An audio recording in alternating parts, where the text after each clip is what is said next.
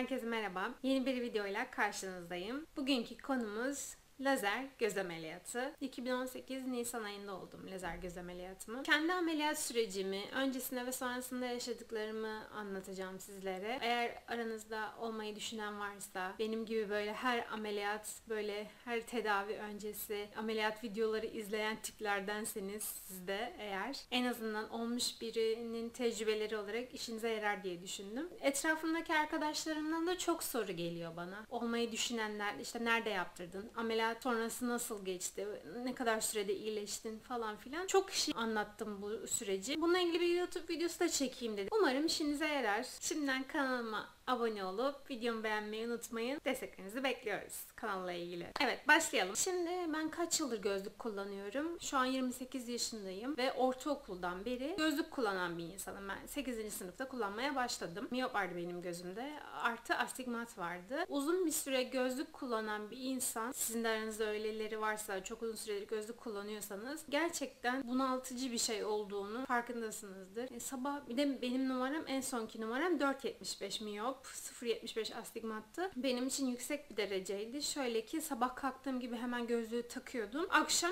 yatana kadar. Gözlüksüz duramayan bir insan. Bir dönem lens de kullandım. Lens gözlük. Lensin şu gibi zararları var. Göz çok çabuk mikrop kapabiliyor. Bu nedenle belli bir süre ara vermek zorunda kalıyorsunuz. İşte damlalar kullanmak zorunda kalıyorsunuz. Sürekli tak çıkar, o parmak göze giriyor. Kullanan bir insan olarak o kadar lens kullanacağıma keşke daha önce ameliyat olsaydım diye düşündüm ameliyat sonrasında. Bana gözümde çok büyütmüşüm ben ameliyat. Böyle çok şey geliyordu. Bir de göz olunca insan ister istemez çok düşünüyor. Herhangi bir gözünde bir şey oldu mu Allah korusun, ne yaparsın o ameliyat sonrası? İnşallah da bir şey olmaz. O nedenle o kadar lens kullanacağım ama lens bence daha zararlı. O günlük parmağını sok çıkar. Gözüne kaptırdığın mikroplar bence o ameliyattan daha fazla. Neden ameliyat olmaya karar verdin? Uzun yıllar gözlük kullanınca insan fazla bunalıyor. Yani her mevsim ayrı sıkıntı. Yazın örneğin güneşten buralarının terlemesi, işte o gözlüğün seni bunaltması, güneş gözlüğü takamaman. Tamam, numaralı güneş gözlüğü takarsın ama yok o gözlüğü çıkar sonra onu tak. O da ayrı bir eziyet. Denize girdiğin zamanlar mesela o en çok beni rahatsız eder. Gerçi benim lensle denize giren, gözlükle denize giren arkadaşlarım da vardı ama denize girerken gözünü çıkarıp giren bir insanım normal olarak. Denize giriyorsun, etrafını görmüyorsun, uzağı görmüyorsun. O sende bir tedirginlik, gerçekten özgüven eksikliği yaratıyor sende o tip durumlarda. Gözlüğünün olmayışı, ya böyle kendini çok eksik hissediyorsun. Sürekli gözlük kullanan insanlar ne demek istediğimi daha iyi anlar ama etrafı görememek ya çok kötü bir şey. Onun dışında kışın mesela dışarı çıkarsın, yağmur yağar, gözlerinde yağmur damlacıkları.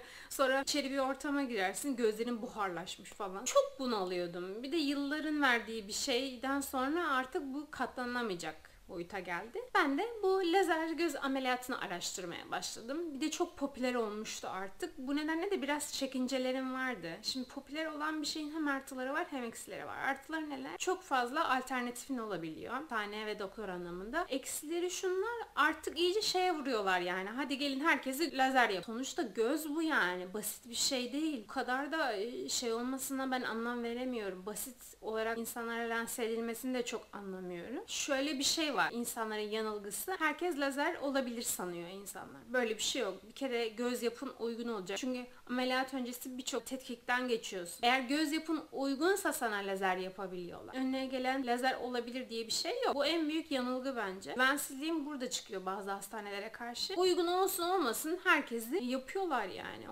O nedenle biraz seçici davranmanızda fayda var. İyi araştırmanız gerekiyor. Ben nerede yaptırdım ameliyatımı? Ki hastanesinde Hanefi Çakır doktoramın ismi. Zaten bu ameliyatı araştırma sürecine girdiyseniz Hanefi Çakır'da illaki duymuşsunuzdur. Çünkü alanında çok başarılı bir doktor. Ben de çok uzun araştırdım. Lazer deyince ilk akla Dünya Göz Hastanesi geliyor ama direkt gidip oraya şey yapmak istemedim. İyice bir araştırayım istedim. Alternatifler neler? Yorumları çok fazla okudum. Ameliyatları izledim YouTube'dan. Ne bileyim, siz de benim gibi misiniz? Böyle bir şey yaptıracağı zaman onu en ince ayrıntısına kadar araştırıp onun detaylarını, öncesini, sonrasını, neler oluyor diye merak ederim ben. Her şeyin, ya bu da kötü bir şey. O ameliyatları izlemeyin bence.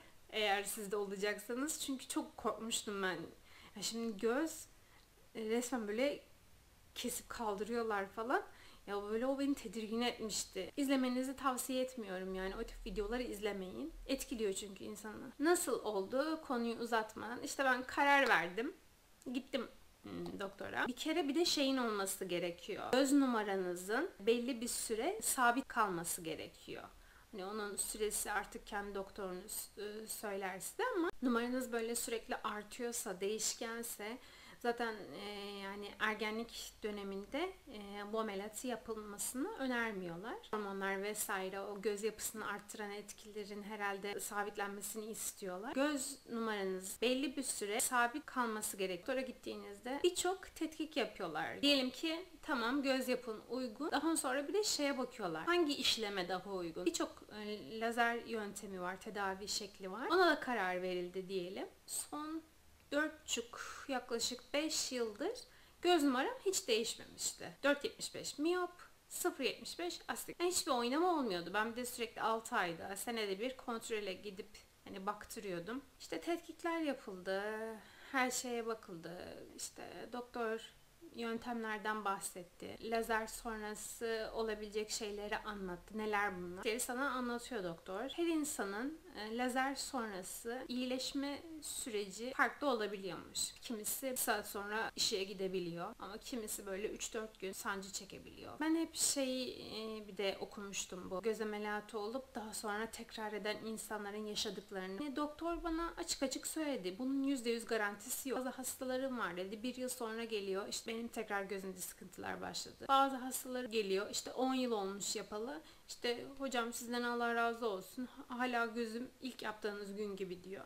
Ya bu kişinin tamamen kendi vücut yapısına, işte hormonlarına vesaire göre değişebilen bir şey. O yüzden net bir durum yok. Olduğunu söyleyen bir doktor varsa da ticari açıdan düşünüyordur. Yani onlara çok güvenmeyin derim. Yaptık bundan sonra tamam ömür boyu gözünüz bu şekilde kalacak diyorsa bir doktor ona bir şüpheyle yaklaşın yani. Çünkü bu iş artık ticari boyuta taşınmaya başladı. Biraz önüne geçilmesi gerekiyor. Kadınlarda bir de şöyle bir durum var. Doğum vesaire yaptığın zaman bütün hormonal dengen değiştiği için kimisinin doğum sonrası işte göz numarası tekrarlıyormuş. Ya da büyük bir ameliyat geçirdin ya da kafana bir darbe aldı, kaza oldu. Bu tip durumlarda da gözünün bozulma ihtimalleri doğabiliyormuş. Ama olmaya da biliyor. Yani ihtimaller bunlar. Bunları anlattı bana doktor uzun uzun konuştu. En sonunda ben karar verdim. Tamam dedim yani istiyorum. 5 yıl mı sürecek, 10 yıl mı sürecek ki inşallah daha uzun süre bu şekilde gözüm olur herhangi bir bozulma yaşamam. Her zaman düşündüm bu ameliyata karar verdim. Ya 5 yılda sürecekse 10 yılda sürecekse bu durum yaşam konforum artsın. Gerçekten bu çok önemli. Gözlük deyip geçmeyin birçok şeyi kısıtlayabiliyor hayatınızda. Benim ameliyata karar verme sürecim bu şekilde oldu. Benimki LASIK yöntemdi. O şekilde olacaktır lazer. 2 hafta öncesine kadar gözlük kullanman gerekiyor. Yani lensi bırakıyorsun. O lens gözde oynamalara sebep oluyormuş. O nedenle gözlük takman gerekiyormuş. Detayını çok bilmiyorum.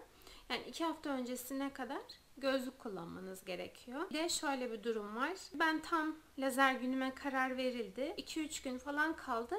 Ben grip oldum.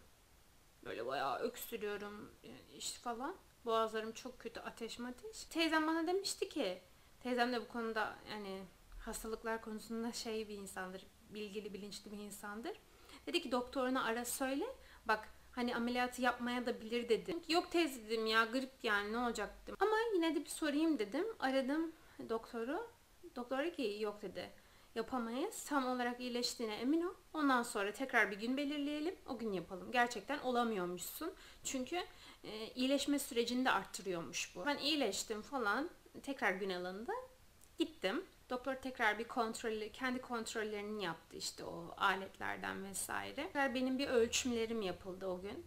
Ameliyat öncesinde. Temel tamamlandı. Sonra işte beni çağırdılar işlem için. Girdim. Böyle ameliyathane gibi değil de Türkiye Hastanesi'nde böyle bir oda gibi düşünün. Tabii soğuk bir oda. Yine böyle kocaman bir alet var. Gözünüzü çıkarttırıyorlar. Gözünüze bir şey damlatıyorlar. Bir mercek gibi bir şey yerleştiriyorlar. O biraz baskı oluşturuyor. Kafanı çekmek, gözünü rahatlatmak istiyorsun ama sonuçta şöyle düşünün. Gözüne şöyle uzun süre kendi parmağınla bile bastırsan gözün rahatsız olur. acır. De o mercekle sürekli böyle bir baskı olduğunu düşünün gözünüze doğru. O ister istemez insanda böyle bir şey yapıyor. Ağrı hissi oluşturuyor gözünüzde. O beni biraz rahatsız etmişti. Onun dışında yani çok kolay bir ameliyattı. Gerçekten hani diyorlardı ne oldu anlamadım. Gerçekten öyle. Ben girdim. Annemle birlikte gitmiştik. Annem böyle kapıda bekliyordu. Hatta ben çıktım. Annem şaşırdı. Aa, ne çabuk oldu falan.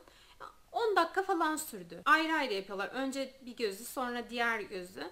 Totalde böyle hadi girdim çıktım diyelim 15 dakikadır yani. İşlem boyunca doktor sana adım adım, doktor bir de onun asistanı, 2 kişilerdi. Sürekli böyle işlem bana anlatıyorlar. Evet Esra'cığım, şimdi şu aşamadayız. Şimdi şu işlemi yapıyoruz. İşte bak birazdan gözün şey olacak, sakın korkma falan.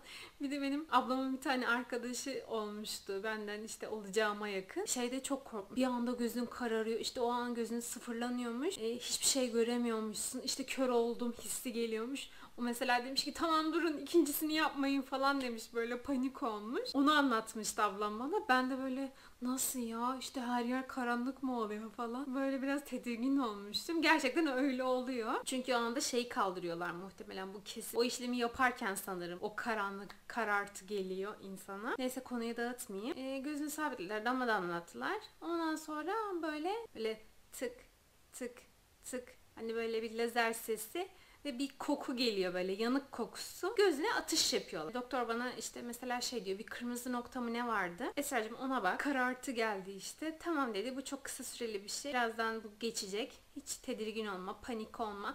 Hani bir de o güzel. Canlı olduğun için seninle konuşuyorlar. Neler olacağını söylüyorlar. Seni rahatlatıyorlar. Bu da güzel bir şey bence. Sonra işte tekrar böyle bir damlatıp bir şeyler yaptılar. O an tabii sen tam anlayamıyorsun neler olduğunu. Bir şeyler oluyor ama sen o an biraz baskı hissediyorsun ve biraz sancı hissediyorsun ama çok ufak şeyler bunlar. Yani öyle büyütülecek şeyler değil. Yani ondan sonra diğer gözüme de aynı işlemler yapıldı. Doktor dedi ki tamam Esra, bütün işlemlerimiz bitti. Birazdan dedi bak her yeri görebilecek. Şey oluyor ilk anda, böyle çok aşırı bir yanma hissi.